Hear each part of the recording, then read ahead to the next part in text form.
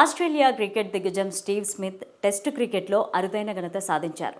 శ్రీలంకతో జరుగుతున్న తొలి టెస్టులో కేవలం ఒక పరుగు చేయగానే అతను 10,000 టెస్టు పరుగుల క్లబ్లో చేరిపోయారు. ఈ ఫీట్ను అందుకున్న 4వ ఆస్ట్రేలియన్ బ్యాట్స్మెన్గా, మొత్తం మీద 15వ ఆటగాడిగా స్మిత్ నిలిచారు. విరాట్ కోహ్లీ, కేన్ విలియమ్సన్ ఇంకా ఈ ఘనతను అందుకోలేకపోవడం విశేషం. భారత్తో జరిగిన బోర్డర్ గవాస్కర్ ట్రోఫీ ముగిసే సమయానికి స్మిత్కు 9,999 టెస్టు పరుగులున్నాయి. శ్రీలంకతో జరిగిన తొలి ఇన్నింగ్స్లో మొదటి పరుగు చేసి వెంటనే అతను 10,000 పరుగుల మైలురాయిని అందుకున్నారు.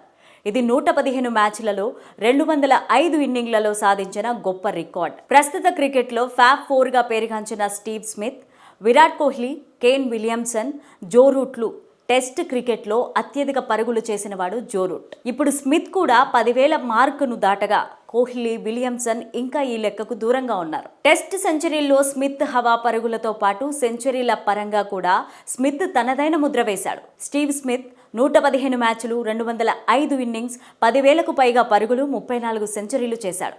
కేన్ విలియమ్సన్ 105 మ్యాచ్లు, 186 ఇన్నింగ్స్, 9,276 పరుగులు, 33 సెంచరీలు చేశాడు. విరాట్ కోహ్లీ 123 మ్యాచ్లు, 210 ఇన్నింగ్స్, 9,230 పరుగులు, 30 సెంచరీలు చేశాడు. ఈ గణాంకాలతో స్టీవ్ స్మిత్ తన స్థాయిని మరోసారి రుజువు చేసుకున్నాడు. అద్భుతమైన ఫుట్వర్క్, నిలకడగా రన్స్ చేయగల సామర్థ్యంతో అతను క్రికెట్ చరిత్రలో చిరస్థాయిగా నిలిచిపోతాడు.